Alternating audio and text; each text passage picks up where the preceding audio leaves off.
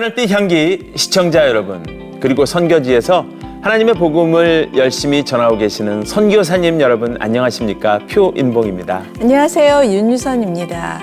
성경 속 이야기를 들여다보면요, 네. 이 성경 속 이야기가 드라마보다 더 드라마 같다라는 생각이 듭니다. 맞아요. 이 요셉 이야기만 보더라도요, 요셉이 형들의 시기를 받아서 애굽에 팔려가지요. 하지만 여기서 끝나는 것이 아니라 몇 년 후에 요셉은 애굽의 총리가 됩니다. 그런데 흉년이 든 이 요셉의 형들의 방문을 딱 하는 장면이 있는데요. 그때 애굽 총리가 된 요셉이 형들이 고개를 숙이고 있는 그 장면. 네. 와, 정말 드라마 같은 장면 아니겠습니까? 맞아요. 저는 그 요셉이 오열하는 그 장면을 생각하면 막 드라마를 보는 것 같은 네. 그런 생각이 드는데요. 정말 성경을 통해서 하나님이 하신 그 명장면들을 보면서 우리 인생의 총감독 되시는 하나님께서 지금도 우리 개개인의 삶을 아름답게 드라마로 완성시켜 주시는 게 아닐까 하는 생각을 하게 됩니다. 맞습니다. 오늘 모실 분은 직업이 바로 드라마 작가입니다. 하나님이 이끌어오신 그분의 인생 드라마를 함께 나누고자 하는데요. 주인공에 대해서 설명을 조금 더 드리자면 엄마가 목사님이시랍니다. 그래서 특별히 오늘 목회자 자녀들에게 해주고 싶은 이야기가 많다고 하십니다. MBC 일일 드라마 행복을 주는 사람 2부의 모든 것을 집필하신 박지연 작가님을 모시고 얘기를 나눠보도록 하겠습니다. 네.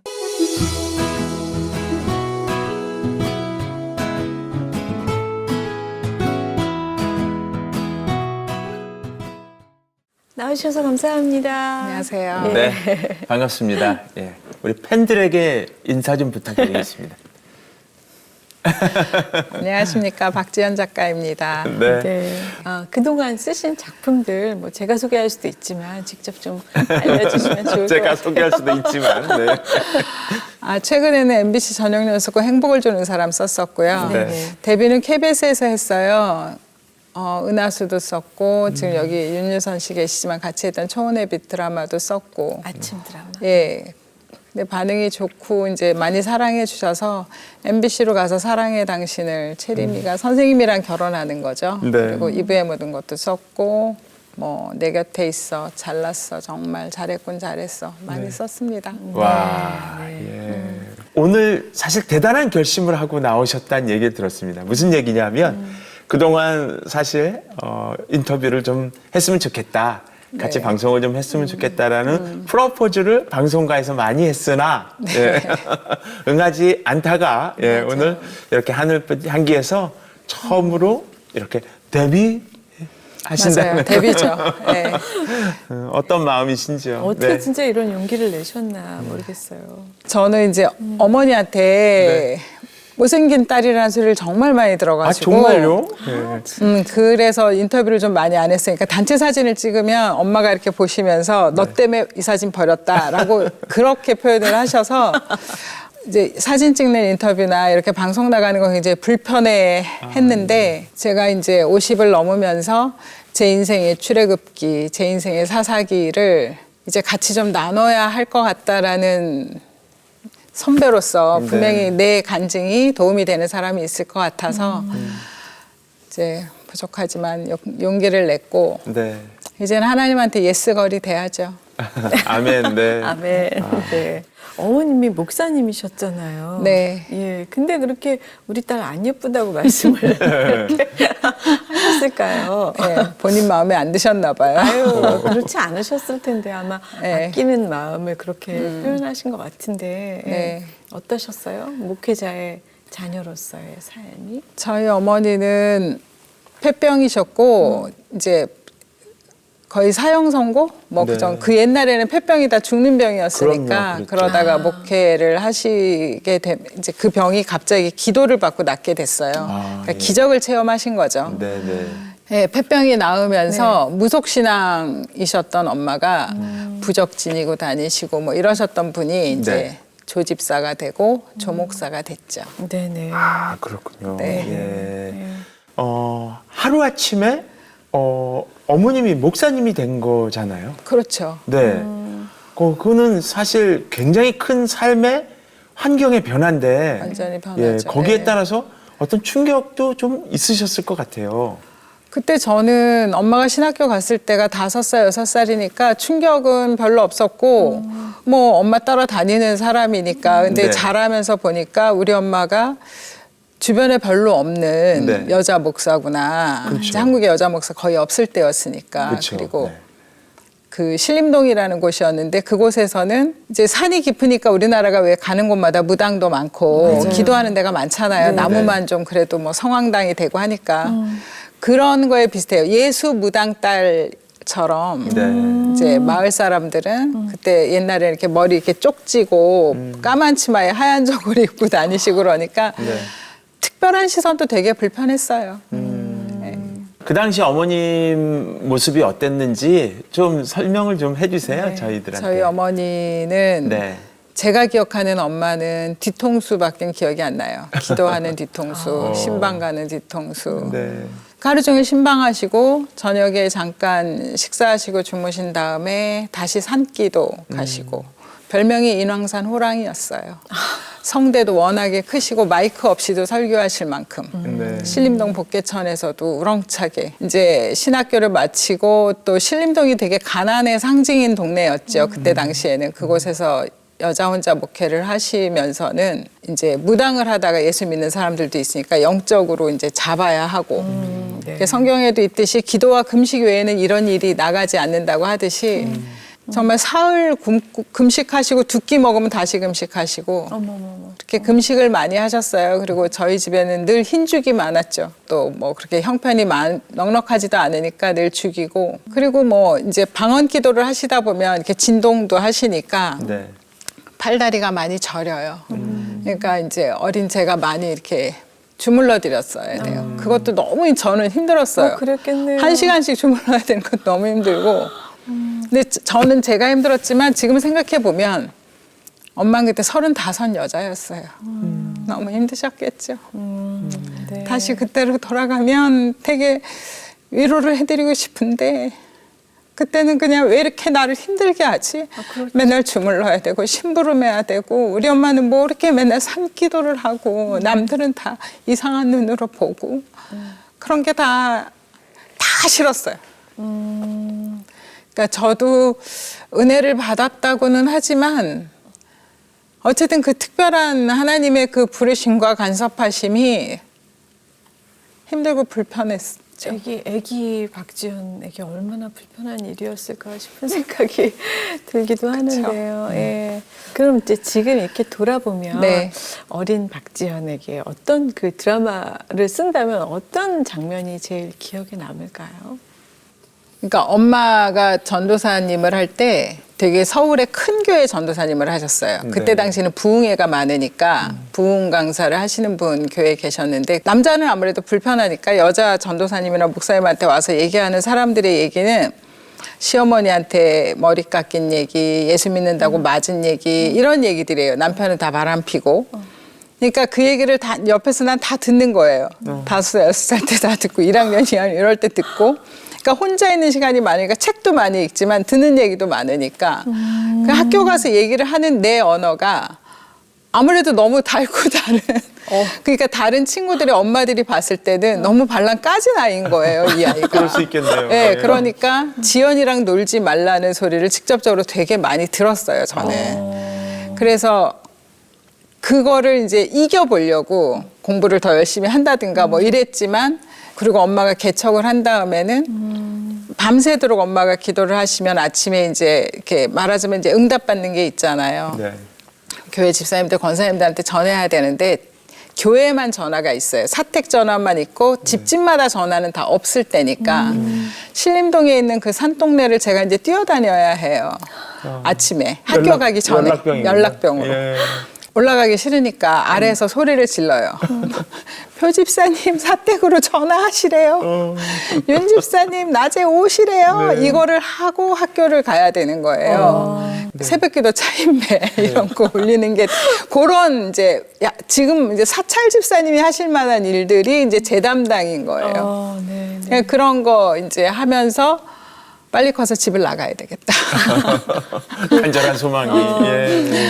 이건 앵벌이도 아니고 사람이 살 곳이 아니다. 그럴 수 있겠네요. 네, 빨리 예. 커서 나가야 되겠다만 오로지 이제 생각을 했었죠. 네, 말씀 들어보니까 마음속에는 어머님에 대한, 엄마에 대한 뭐랄까 원망 혹은 같이 그렇죠. 계시는 하나님에 대한 네, 원망. 그렇죠. 엄마를 있었을 이렇게 것 같은데. 네. 부려먹는 하나님이 싫고 네. 세상에 이제 아버지 일찍 돌아가셨으니까 엄마랑 나랑 둘인데 엄마조차도 내 엄마가 아닌 거예요. 그러니까 고아 같다는 생각도 되게 많이 했고요. 힘들었죠. 그러네요. 그러니까 사실은 아직 보호받고 보살핌을 네. 받아야 하는 어린 나이에 사모 역할을 하신 거나 마찬가지잖아요. 그랬어요. 네. 하나님에 대한 마음이 이렇게 좋으신 하나님, 사랑이 많으신 하나님이 아니었을 것 같아요. 어떤 하나님이셨어요? 무대뽀 하나님. 방해하는 하나님. 근데 돌아가실 엄마를 살려주셨으니까 이렇게 해야 된다는 생각은 했죠. 근데 엄마는 하나님을 만났는데 나는 하나님을 못 만났으니까. 네네네. 그래서 어떤 기도하시는 분들은 저한테 이삭 같다고 했어요. 이제 오살리 기도원에 엄마랑 같이 갔었죠. 그때가 7, 8살이었던 것 같아요. 그때도 엄마는 오살리 기도원에서 금식을 하시고 네. 버스를 타고 이제 불광동으로 나와서 이제 우리 집은 휘경동이니까 이렇게 와야 되는데 엄마도 그때 뭐 35kg, 36kg 계속 연속적인 체중이요. 금식 때문에. 예. 근데 이제 빈혈로 쓰러지셨어요. 근데 버스 바닥에 이렇게 쓰러지셨는데 나는 이제 아기는 엄마 하면서 울고 엄마는 기절을 했고 잠시 후에 깼지만 사람들이 볼 때는 저 예수쟁이들 진짜 그 너무 민폐스러운 장면이잖아요. 저 젊은 여자가 어린 딸이나 돌보지 뭐 했다고 저렇게 기도원 갔다 오는 버스인 건 너무나 다 아는 사실이고. 그러니까 그런 일들을 겪으면서 이제 하나님이 참 싫고 이렇게 사로잡힘 받은 엄마를 옆에서 지켜보기가 되게 많이 힘들었어요. 네, 네. 그러면 그런 하나님에서 나의 하나님으로 만나고 또 좋으신 하나님으로 만나는 계기도 있으셨을 거잖아요. 그러니까 오늘 이 자리에 네. 오셨겠죠. 네. 이제 공부를 열심히 했어요. 그나마 내가 이제 인정받을 수 있는 거는 그래도 공부도 못했으면 이제 예수무당 딸이지, 가난하지, 이상한 집이지, 공부도 못하지. 그러면 완전히 이제 너무 그래서 공부 하나 열심히 했는데 대학교를 떨어졌어요. 그러고 나니까 도대체 도와주는 게 뭐야? 축복을 2번만 받았다가는 죽겠어. 완전히 이런 생각이 네. 들어서. 그 다음에 이제 후기 대학을 어디를 갈까 이렇게 생각을 하는데 저는 이제 기자가 되고 싶어서 사회학과나 그렇게 이제 공부를 하고 싶었는데 우리 엄마는 떨어지자마자 냅다 제 원서를 들고 장로회 신학대학교에 갖다 넣으셨어요. 어머머. 이제 엄마는 목사를 하라는 거예요. 그 장로회 신학대학교를 이제 붙었죠. 그래서 오리엔테이션을 갔는데 철야기도로 하는데 철야기도는 내 평생 너무 많이 했고 지긋지긋한데 또 철야기도를 한다는 것도 말이 안 되고 그래서 광나루 신학교잖아요. 네. 거기서 이제 밤에 나왔어요. 네. 나와서 이제 산길을 걸어 내려오면서 정말 하늘을 째려봤죠. 나 찾지 마. 다시는 나 부르지 마. 종교는 아편 맞아. 저렇게 미친 거 보니까 이건 제정신이 아니야. 라는 생각도 하게 됐고 이미 이제 책도 많이 읽었잖아요. 헤겔 사상도 나한테 들어왔고 네. 이제 엄마한테 휘둘리지 않는 아이가 된 거예요. 네. 그리고 이제 그 장신대 원서를 넣으시고 내가 붙고 오리엔테이션 갔다 온 걸로 엄마에 대한 예의는 끝. 이제 굶어 죽더라도 하나님과 엄마로부터 벗어날 거야. 이제 완벽한 사요나라를 외치고 나왔는데 한동안 교회를 안 갔어요. 그리고 재수를 하고 있는데 제가 이제 잊을 수 없는 언니가 한 명 있어요. 그렇게 혼자 사택에 있고 엄마는 맨날 집에 없을 때 저를 되게 챙겨준 교회 언니가 하나 있었는데 그 언니가 제 생일이라고 밥을 사주면서 한 번만 가자고 하는데 차마 거절을 못 하겠더라고요. 그리고 나 이제 교회 안 다녀요 소리도 별로 하기가 싫고 그래서 그 언니 때문에 남서울교회를 그때 갔어요. 근데 그때 거기가 박영선 목사님이 설교를 하고 계셨는데 네. 이제 박영선 목사님이 설명하는 하나님은 내가 생각했던 하나님하고 많이 다르더라고요. 이제 아브라함, 이삭, 야곱, 요셉을 설명하시는 게 아브라함은 오로지 아들이잖아요. 네. 이삭은 우유부단하고 요셉은 그냥 촐싹대고 가볍고 야곱은 성질이 급하고 근데 이 네 사람을 각각 하나님이 만나주시는 방법 그리고 그 기다리심 이 캐릭터에 대응하시는 하나님의 방법을 설명하시는 게 그런 하나님이면 내가 좀 얘기를 해보고 싶은 거예요. 이전에 들었던 하나님과는 다른 거죠. 다르게 네. 예, 그러니까 우리 설교를 하시는 엄마는 거죠. 예. 사로잡힌 사람이잖아요. 폐병이 났고 영혼을 막 이렇게 치료하고 무당들을 만나고 이런 식으로 이제 신림동에서 그런 목회를 하셨는데 그 전에 우리 엄마는 내가 새벽 기도를 안 가면 바켓스에 물을 담아와서 저한테 부었어요. 자고 있는 딸한테 세상에. 새벽 기도 안 했다고. 그러니까 우리 엄마한테 하나님은 너무 절대적인 거예요. 새벽 기도 안 했다고 물벼락 맞아보셨어요? 남서울교회 새벽 기도를 이제 가는데 그때는 박 목사님이 시편을 한 달 동안 하셨는데 그 하나님이 되게 신선해서 이제 그리고 나서 대학교를 들어갔고 박영선 목사님이 이제 개포동에 개척을 하셔서 그때부터 남포교회를 이제 출석을 하기 시작을 했죠. 그리고 박 목사님이 소개하시는 하나님을 만나면서 하나님과의 나의 첫 만남이 이제 시작이 된 거예요. 그래서 다시 바뀌기 시작을 했죠. 근데 하나님에 대한 게 이렇게 미움만 있는 건 아니에요. 애증이라고 말할까? 그런 거 있잖아요. 왜? 그러니까 목회자 딸이다 보니까 신앙 성도들이 너무 잘해주잖아요. 먹을 것도 챙겨주고 구멍가게 같은 데 가면 그냥 내가 집으면 무조건 주고 그분들이 오로지 그 이제 여자 목사님의 딸 네. 그냥 제가 심부름 많이 하고 측은해서 이렇게 그런 사랑도 많이 받았고 또 그분들이 가지고 오시는 깨끗한 성미쌀 그런 거 먹고 살았고 그러니까 그 사랑도 내가 기억하고 있거든요. 네. 그 우리 교회 성도들의 그 따뜻한 사랑도 기억하고 있고 우리 엄마를 사로잡고 확 잡아 끄신 하나님도 기억하고 있고 그런데 내가 만날 하나님은 누구신지 모르겠지만 어쨌든 아브라함, 이삭 이렇게 순차적으로 굉장히 오랫동안 기다리시면서 그 인생에 하나하나 이렇게 접근하시는 하나님이 또 신선하니까 그때부터 하나님하고는 좀 다른 기도, 다른 만남이 시작이 됐어요. 네. 그렇군요. 박영선 목사님을 만나시면서 예. 네, 전기가 터닝 됐죠. 포인트가 예. 생기신 예. 거죠. 예, 하나님께서 그렇게 이끄셨군요. 네, 그 또한 준비하신 만남 네. 같아요. 그냥 인격대로 다 네. 만나주시는 게 네. 맞나 봐요. 그러다 보니까 궁금해졌어요. 그런 시간 속에서 어떻게 하다 작가가 되셨을까 하는 궁금증이 확 생겼습니다. 예, 그렇죠. 제가 이제 그러다가 네. 신학교를 다시 갔다거나 네. 뭐 그렇게 해야 이 드라마가 이렇게 아기가 맞죠. 그렇죠. 근데 여기서 갑자기 딱 시퀀스가 바뀌는데 네. 제 기질과 네. 제 환경이 또 너무 다른 게 제가 드라마 작가가 된 힘인 것 같아요. 그리고 말씀드린 것처럼 혼자 있는 시간이 많으니까 안 읽은 책이 없어요. 그리고 되게 많은 사람들의 신앙 상담을 엄마가 하는 거를 들으면서 별 인생을 아기 때부터 다 본 거예요. 네. 같이 했던 유선 씨랑 했던 작품이 제가 30살에 쓴 건데 그때 같이 출연했던 어르신 연기자분이 저 작가는 네. 겉만 30이고 네. 속은 60이야. 그러니까 완전 애늙은이가 장착이 된 거죠. 맞아요. 그래서 그 이제 우리나라 60년대, 70년대 엄마가 혹은 언니, 누나가 이제 희생하면서 남동생을 공부 가르치거나 이제 살림을 했던 우리가 옛날에 말했던 공순이, 공돌이 이런 얘기들을 제가 쓸 수 있었어요. 그 안에 희생이라는 키워드가 제가 쓸 수 있는 키워드였어요. 그래서 그거를 쓰다 보니까 되게 이제 따뜻한 작가 뭐 이렇게 됐는데 MBC 와서는 또 악녀의 표본이라는 이브의 모든 것을 쓰다 보니까 이게 어떻게 다르지? 근데 그때 이제 KBS에서 했을 때 아버지 역할을 하셨던 분이 MBC 와서도 아버지 역할을 하시면서 이거 같은 박지연 맞아?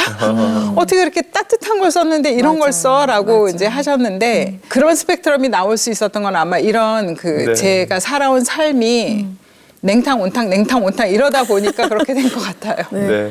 그러니까 지금까지 이렇게 오랫동안 데뷔하신 지가 지금 몇 년 되신 거죠? 92년도에 데뷔했어요. 네네. 30년 그러면 정도. 28년 정도 됐나요? 예. 네. 그렇게 오랜 시간 동안 활동을 하실 수 있는 그 에너지를 엄마가 주신 거네요, 결국에는. 그렇게 얘기하시면 안 되나요? 섭하죠. 어머니가 계기를 주시고. 맞습니다. 네. 네, 그리고 나 나름의 하나님과의 전쟁, 하나님을 찾아가는 이 노정에서 많은 드라마가 내 속에 있었던 것 같아요. 그 모든 게 하나님의 계획과 은혜 가운데 벌어진 일인 것 같네요. 예. KBS에서 일을 할 때 MBC가 미니 시리즈가 잘 되고 MBC가 드라마 왕국이라고 할 때라서 네. 네. 모든 작가들이 MBC를 가고 싶어 했어요. 근데 저는 이제 KBS에서 데뷔를 했고 심지어 이제 아침 연속극을 시대극으로 이제 희생이라는 키워드로 따뜻하게 쓰고 있으니까 전혀 MBC하고는 맞지 않죠. MBC는 감각적이고 트렌드 드라마를 써야 하니까. 그러고 있는데 제 아침 연속극을 보신 분이 MBC 드라마 국장 어머니셨어요. 네. 근데 그렇게 아침마다 아들에게 말씀을 하셨대요. 박지연 작가 데리고 오라고. KBS에는 저를 데뷔시켜 주신 분도 있고 제가 또 한의리해요. 네. 그래서 절대 갈 수 없다라고 하다가 상황이 이제 바뀌었어요. 이제 대통령이 바뀌시면서 여러 인사가 바뀌니까 고맙게 여기시는 분이 또 이제 바뀌시니까 제가 MBC를 갈 수 있었고 그래서 가서 보니까 거기는 이제 선생님이랑 사랑해서 결혼하는 거를 우연찮게 쓰게 됐고 네. 제가 제일 좋아하는 제 드라마 중에 하나인데 그러다 보니까 MBC에서 이제 자리를 잡게 됐죠. 이게 어떻게 제가 원한 드라마겠어요. 제가 계획하고 제가 그 할머니가 그렇게 말해서 이렇게 가야지를 생각하지는 않잖아요. 네, 네. 그러니까 만남의 복으로 언니가 저한테 와서 박영선 목사님을 소개한 거나 또 우리 엄마가 하나님한테 사로잡힌 거나 또 제가 MBC를 가게 된 거나 KBS에서 나를 인정하시는 분을 만나게 된 거나 이 모든 만남들이 결국 하나님이 쓰시는 드라마에서 제가 만나지는 거예요. 그러니까 그거를 이제 나중에 알겠더라고요. 저도 드라마를 써보면 이렇게 모든 불행은 주인공한테 집중되잖아요. 맞아요. 주인공은 이제 이혼하죠, 교통사고 나죠, 실명하죠. 모든 불행은 다 주인공한테 가요. 주인공은 아직 거의 너무너무 힘들어하고 조연들은 옆에서 훈수만 놓죠. 근데 저기 어딘가에 이제 남자 주인공이 와 있는 게 시청자들은 보이잖아요. 왜냐면 배우가 다르니까. 네네. 그래서 결국은 이 남자 주인공을 이 여자 주인공이 만날 거고 잘 되게 전보다 더 잘 되게 하는 게 우리 모두의 시놉시스잖아요. 맞아요. 계획을. 하나님도 그렇게 하시는 것 같은 거예요. 가다 보니까 지금 우리 엄마가 힘들고 모든 불행은 집중적이죠. 그러나 그 안에서 만나게 하시고 사실은 이게 좋은 길이잖아요. 이렇게 갈 거야. 이 신앙인이 갖고 있는 이상한 이 논리, 그 논리가 이 드라마의 반전인데 하나님이 가지고 계시는 드라마의 반전이고 우리는 기적이라 말하지만 하나님은 이게 창조인 거잖아요. 네. 이 에너지를 제가 이제 엄마의 삶을 보다가 내 삶 속에서 경험을 하면서 드라마 작가를 하니까 하나님이 너무 이해가 가는 거죠. 배우들도 나를 믿고 오잖아요. 내가 이혼을 시켜도 네. 교통사고 나서 막 병원에 쓰러져도 네. 작가가 결국 나를 버리지 않을 거고 내가 주인공이고 내가 다 좋아지는 게 이 드라마의 끝일 거야 라는 걸 믿음이 있는 믿으니까 거죠. 그냥 맞습니다. 딱 따라오는데 우리는 하나님을 믿는다고 하면서 여기가 끝인 것처럼 절망들을 한단 말이죠. 네. 그래서 이제 후배들을 만나고 그러면 하나님 드라마를 가볍게 생각하지 마. 우리가 쓰는 드라마보다 훨씬 커. 그리고 이제 억울해도 억울하지 않을 만한 힘이 있어. 이제 박 목사님 요새 네. 그 얘기 하세요. 네, 네. 이제 나는 억울할 수 있다. 사람이 억울할 수 있다까지 가면 더 이상 두려운 게 없죠.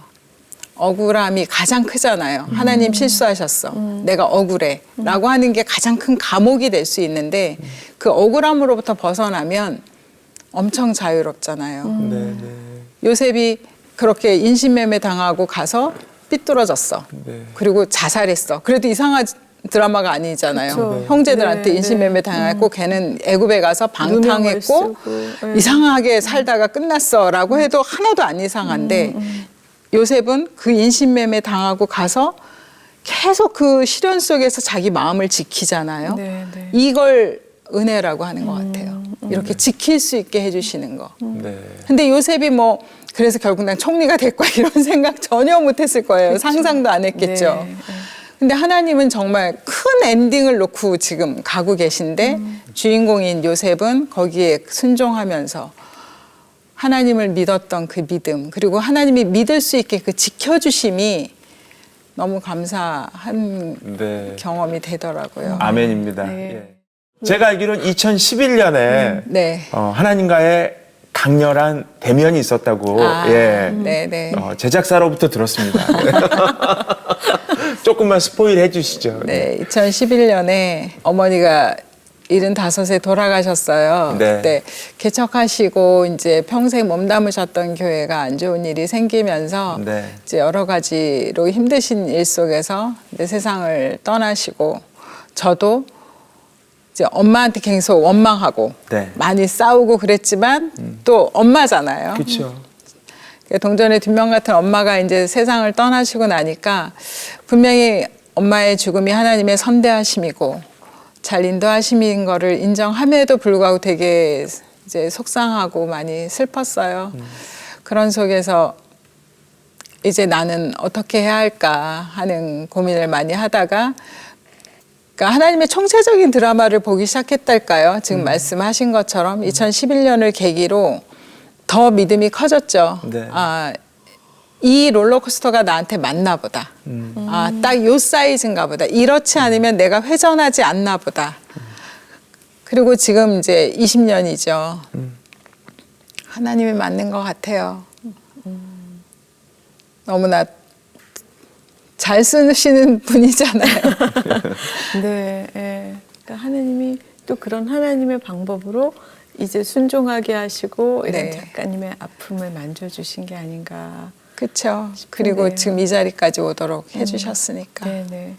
사실 이제 막연히 저희는 잘 모르지만 목회자 자녀들의 상처, 자녀들의 그 고민이 많을 거라고 말씀들 하시잖아요. 많아요. 네, 그런 그 목회자의 자녀를 보는 시각이 남다르실 것 같아요. 또 그 말씀 해주러 네. 이 방송 하고 싶다고 하신 네. 것 같기도 하고요. 네. 제가 사택에서 밥을 먹고 있는데 교인들이 오면 사택에 아무도 없다고 해요. 엄마가 없으면 난 유령이에요. 아, 네. 그러니까 우리가 이렇게 하다 보면 이제 목회자 가정에 있는 가족들을 유령화시킬 때가 많이 있어요. 아무래도 목사님이 중심이니까 그렇겠지만 네. 그런 일들은 의식해서 삼가하셨으면 좋겠어요. 네. 그런 행동들이 이제 목회자 자녀가 되면 되게 힘들지만 약간 로얄 의식도 생겨요. 내가 이렇게 뭐랄까 하나님 패밀리의 직속 그 가정인 것 같은 네. 느낌? 그거와 함께 피해 의식.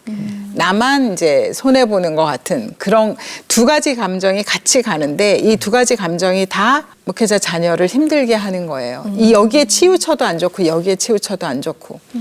왜냐하면 우리가 이제 요새 말씀 많이 듣지만 하나님은 이렇게 포인트 제도도 아니고 마일리지도 아니시고 엄마 돌아가시고 이제 저한테 엄마의 기도가 많이 쌓여서 이제 좋은 일이 많을 거야. 다 이게 복으로 오지. 물론 덕담이시고 그 말이 맞기도 해요. 네. 그러네 그렇게 치면 부모님이 안 믿는 사람은요. 그럼 하나님이 부모님 믿는 사람들 그렇게 하시지는 않는 것 같아요. 내가 경험하기로는 각각이 자기가 가져가야 할 베델, 자기가 가지고 가야 할 그 몫이 있다고 봐요. 그래서 나는 목회자 자녀들이 피해의식에도 절지 말고 로얄 의식도 없고 자신들을 위해서 기도해준 할머니, 아빠, 엄마 뭐 이런 사람들의 기도 덕에 내가 잘 갈 거야.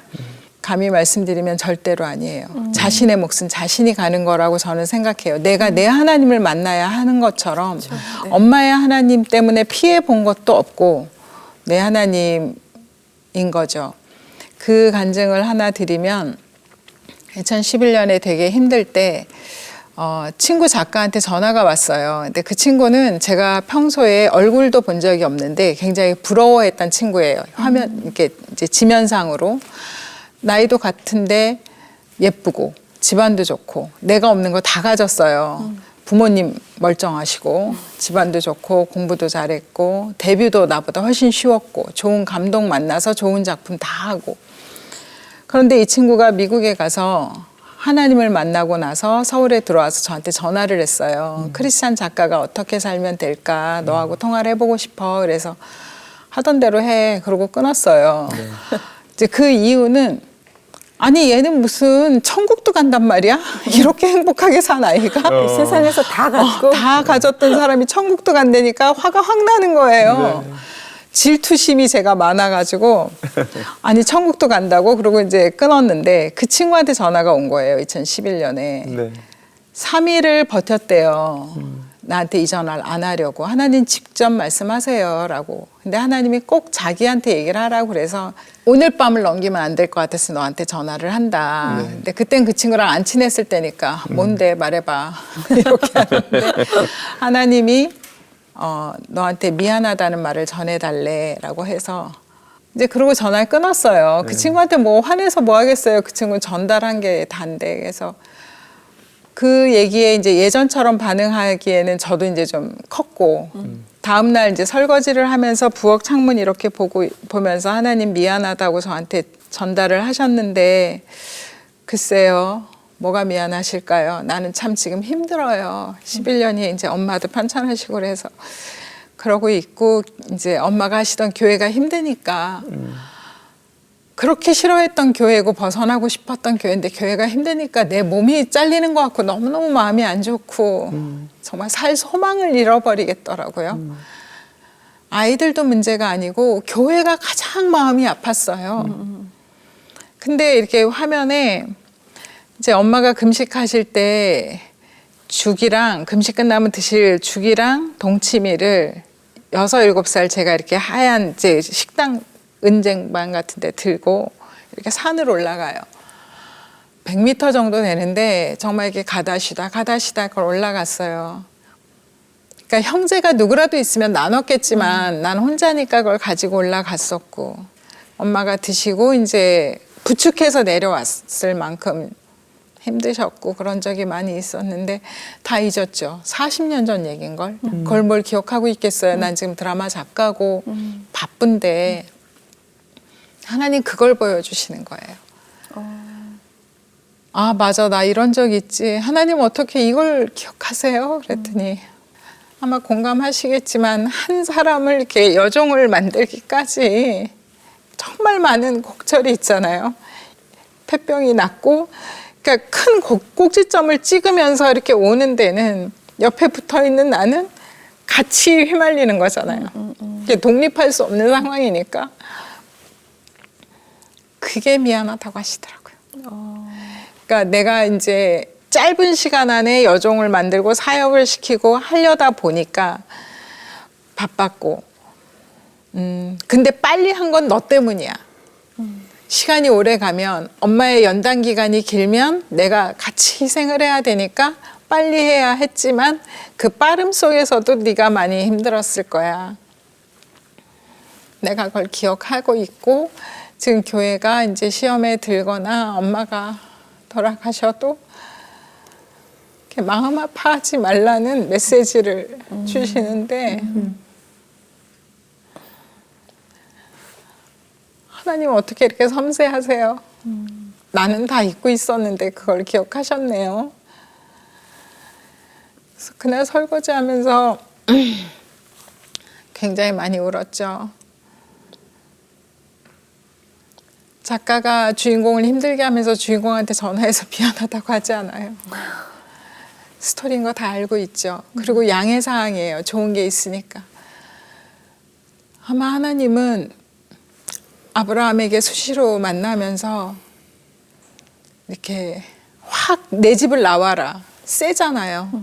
그 와중에 아브라함 이렇게 정신없는 중에 나왔을 때도 세밀하게 만나셨을 거예요. 아마 저에게 하셨던 것처럼.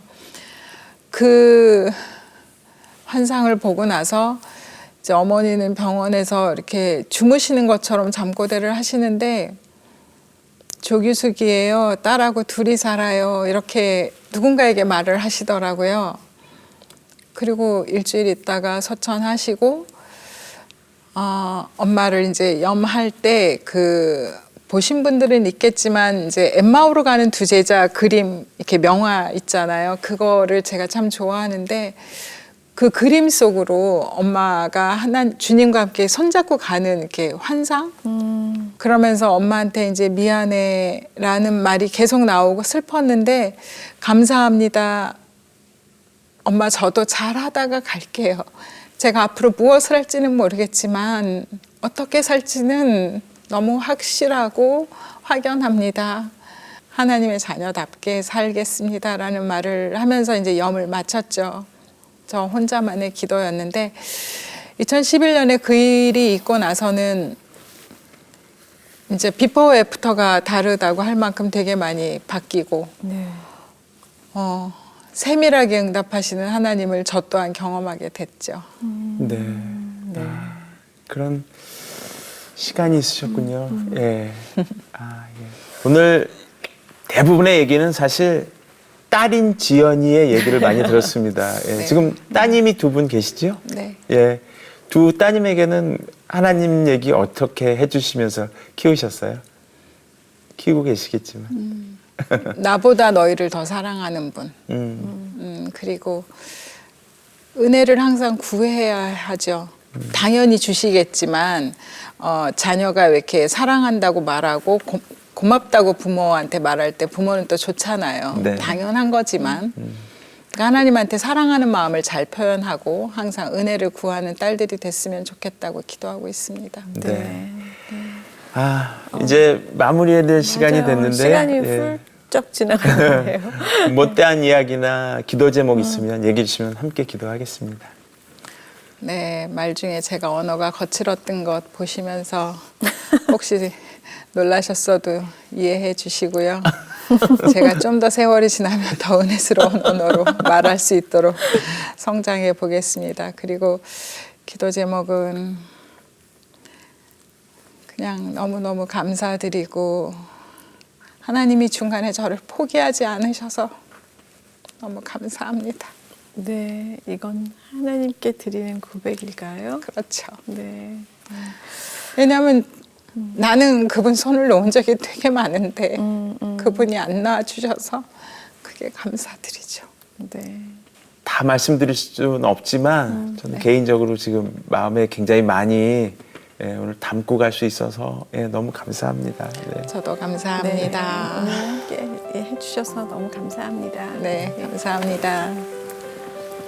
네, 오늘 말씀을 나누면서 내가 기억하지 못하는 일까지 다 기억해 주시고 섬세하게 이끌어 주시는 하나님을 다시 한번 느꼈습니다.